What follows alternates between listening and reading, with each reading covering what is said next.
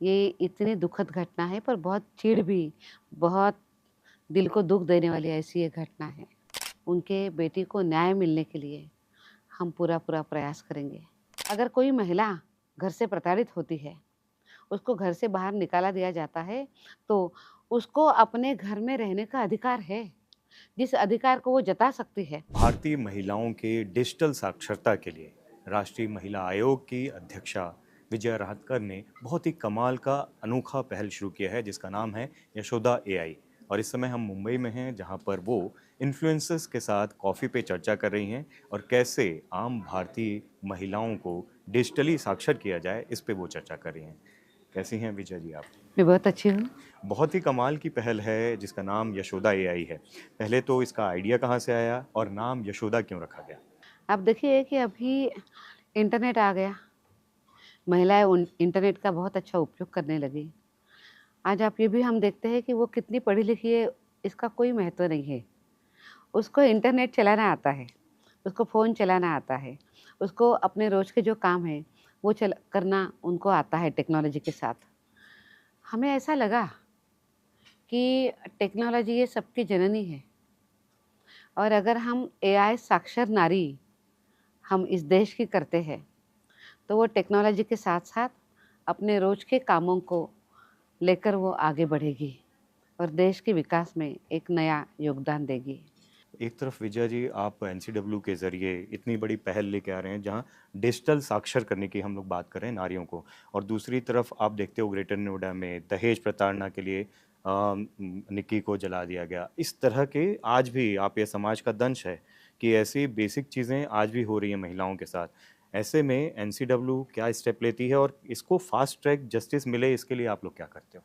कितनी बार दहेज के लिए तकलीफ़ देना या उसी के साथ-साथ पति के साथ नहीं पटती है या जो ससुराल के लोग हैं उनसे तकलीफ़ होती है। ऐसे केसेस लेके बहुत बड़ी संख्या में महिलाएँ हमारे पास आती है।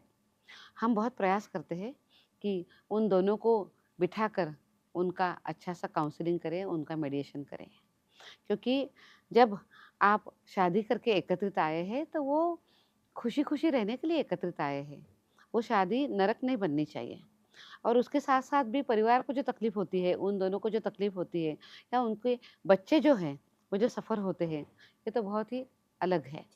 इसीलिए हमारे पास जो कंप्लेंट्स आती है, उस कंप्लेंट्स में हम दोनों पक्षों को बुलाते हुए उनको समझाने का, उनको साथ चलने का हम बहुत ज़्यादा प्रयास करते हैं। बहुत बार ये प्रयास सफल होते हैं, बहुत बार नहीं भी होते हैं। पर अभी मुझे ये भी लगता है कि दहेज प्रथा तो लगभग समाप्त हो गई है, पर फिर वो एक नए रूप में भी कभी-कभी हमारे सामने आती है। और ये नए शहरों की तरीके से बात है। हमारे सामने वो आ जाती है और कितनी बार हमारे बेटियों की जान भी उसमें चली जाती है। ऐसे सब विषयों के खिलाफ हमें बहुत सख्ती से लड़ने की ज़रूरत है। पर आपको तो पता है कि महिलाओं की रक्षा के लिए हमारे यहाँ बहुत अच्छा डोमेस्टिक वायलेंस एक्ट भी आया है। फिर से मैं वही कहूँगी कि हर एक महिला को अपने अधिकारों के बारे में उन्होंने जानकर लेना चाहिए। वो कानून के लिए बहुत साक्षर होने की ज़रूरत है। अगर आप कानून को जानती है, आप समझती है और ये सामने वाले को पता होता है तो आधी प्रॉब्लम्स तो वही ख़त्म हो जाती है। जब आधी प्रॉब्लम्स रहती है उसके साथ फिर हमें बात करना, लड़ना थोड़ा आसान होता है। पर आप कानूनी तौर पे अवेयर है, ये आपको बहुत मदद करता है, तो महिलाओं ने वो करने की बहुत ज़्यादा ज़रूरत है। जिस तरीके से निक्की को दहेज के लिए जलाकर मार दिया गया है, आप क्या उनके परिवार से मिलेंगी, बातचीत करना चाहेंगी? क्या एक्शन लेना चाहती हैं आप इसमें? एक्चुअली हर परिवार के लिए बहुत कठिन प्रसंग है कि जिस बेटी को हमने पाल-पोस कर बहुत लाड-प्यार से बड़ा किया, आज वो बेटी उनके साथ नहीं है। ये इतनी दुखद घटना है पर बहुत चिढ़ भी, बहुत दिल को दुःख देने वाली ऐसी ये घटना है। इस शोक संतप्त घड़ी में मैं उस पूरे परिवार के साथ मेरी संवेदनाएँ व्यक्त करती हूँ। पर राष्ट्रीय महिला आयोग के नाते, अध्यक्षा के नाते मैं ये भी ज़रूर कहूँगी कि उनके बेटी को न्याय मिलने के लिए हम पूरा-पूरा प्रयास करेंगे। हम जो भी इस विषय में काम करना है, चाहे वो पुलिस का काम है या उसी के साथ-साथ आगे चल के कोर्ट में जाना है, इन सभी विषयों पर परिवार के साथ राष्ट्रीय महिला आयोग पूर्णतः खड़ा रहेगा। हमारी संवेदनाएँ उनके साथ है, पर ये संवेदनाएँ उनको सहयोग करके ही आगे चलती रहेगी। आज भी हम 2025 में एक तरफ एआई यशोदा की बात कर रहे हैं और दूसरी तरफ दहेज प्रताड़ना की बात कर रहे हैं जिसको जला के मार दिया गया। ऐसे में आप इनके परिवार को या इन महिलाओं को न्याय मिले इसके लिए राष्ट्रीय जो महिला आयोग है वो क्या कर रही है? देखिए, ऐसी घटनाओं का तो हम खुद होके संज्ञान लेते हैं। हमारे पास एक बड़ा अधिकार है सुमोटो कॉग्निजेंस लेने का, हम वो तो करते ही हैं। पर इसके साथ-साथ हमें बार-बार, बार-बार हमें कानून को बताने की बहुत ज़रूरत है। मैं बार-बार ये बात कर रही हूँ इसीलिए कि अवेयरनेस ही नहीं है तो फिर क्या होगा? तो हमें उसके बारे में बताने की बहुत ज़रूरत है। मुझे आज आपको ये भी कहना है कि अगर कोई महिला घर से प्रताड़ित होती है, उसको घर से बाहर निकाला दिया जाता है, तो उसको अपने घर में रहने का अधिकार है। जिस अधिकार को वो जता सकती है, उसके लिए हम उसकी मदद करते हैं। उसी के साथ-साथ अगर कोई महिला की बच्चे बच्चे की कस्टडी महिला के पास नहीं है, ब बच्चे जो छोटे हैं और महिला के पास वो कस्टडी चाहिए और वो सक्षम है, बच्चों को अपने साथ रखने के लिए। ऐसे इसके लिए भी महिलाओं के लिए केस लगानी होती है। प्रोटेक्शन ऑफ़िसर वो केस लगाता है, हम उसके लिए भी उन महिलाओं की मदद करते हैं। ऐसी अनेक चीज़ें हैं कि जहाँ पे राष्ट्रीय महिला आयोग महिलाओं की मदद करता है। सबसे बड़ी बात और एक मुझे आपको कहनी है कि भारत सरकार ने वन स्टॉप सेंटर अभी हर ज़िले में बनाए हैं। ये वन स्टॉप सेंटर जो है, वो पीड़ित महिलाओं को मदद करते हैं। उस महिला को अगर बहुत मारपीट हुई है, उसके साथ हिंसा हुई है, तो तुरंत उसको हॉस्पिटल लेके जाते हैं। तुरंत पुलिस आके उनके केस दर्ज करवा देती है या उस महिला को कोई कानूनी कार्रवाई करनी है, तो उसके लिए भी उसको लीगल मदद मिल जाती है। उसको फ्री ऑफ चार्ज एडवोकेट उसकी केस लड़े, इसके लिए मदद की जाती है। और अगर बहुत तकलीफ़ हो गई है, बहुत मारा-पीटा गया है, मेंटली भी बहुत डिस्टर्ब हो गई है, तो क्लिनिकल साइकोलॉजिस्ट भी हर ओएससी में होते हैं, जो महिलाओं को मदद करते हैं। तो इस तरीके से अनेक तरीके से उस महिला की मदद की जाती है। अब तो शक्ति सदन भी बन गए हैं। हर गाँव में स्वाधार केंद्र होते हैं कि अगर उसको रहने के लिए घर नहीं है, तो वो ओएससी में वन स्टॉप सेंटर में तो रह भी सकती है, पर आगे चल के शक्ति सदन में भी वो रह सकती है। ऐसी अनेक योजनाएँ महिलाओं के लिए बनाई गई है। ज़रूरत है उनको इसके बारे में पता होने की। सोशल मीडिया इन्फ्लुएंसर्स की बात करें तो एक तरफ सोनाली फोगाट जैसा मामला है, 3 साल के बाद भी आज तक उसमें समझ नहीं आ रहा है कि क्या हुआ। हाल फिलहाल में हरियाणा भिवानी में मनीषा चौधरी की हत्या कर दी गई। ऐसे केसेस आते हैं जहाँ पर शहर गांव वो कोई बाउंड्रीज नहीं है, महिलाओं के साथ आज भी चीज़ें हो रही हैं, उसमें राजनीतिक दखल से लेके हर चीज़ होती हैं। आप कैसे उसको कोशिश करते हो कि इन महिलाओं को उनके परिवार को न्याय मिले?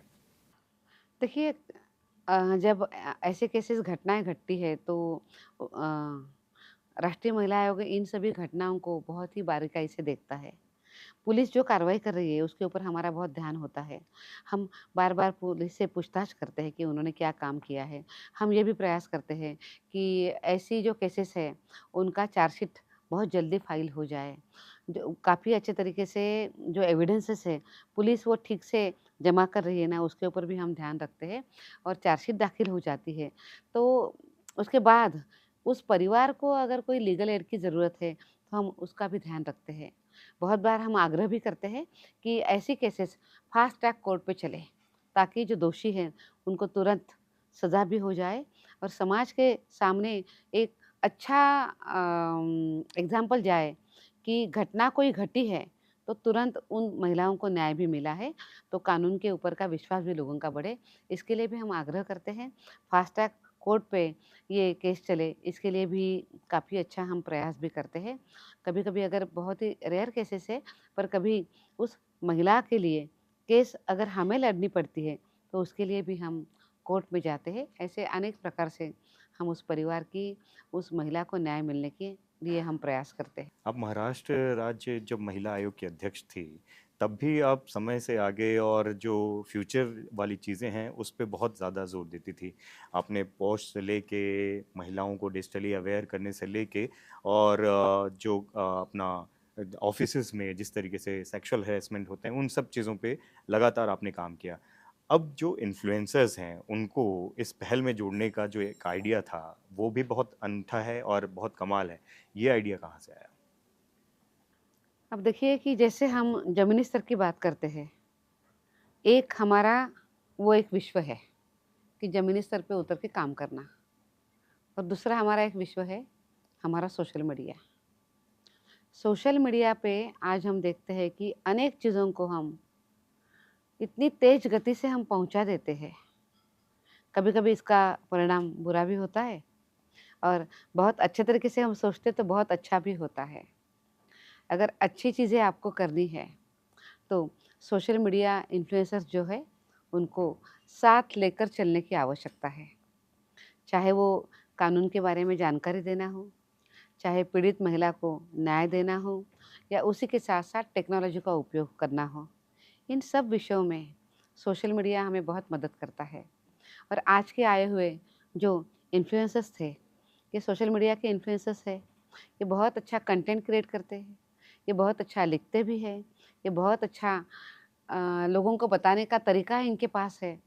तो अगर हम उन्हीं को बुलाते हैं, उनका साथ हम लेते हैं, तो अपने आप में अच्छे कामों के लिए हम लोगों तक बहुत जल्दी पहुँच सकते हैं।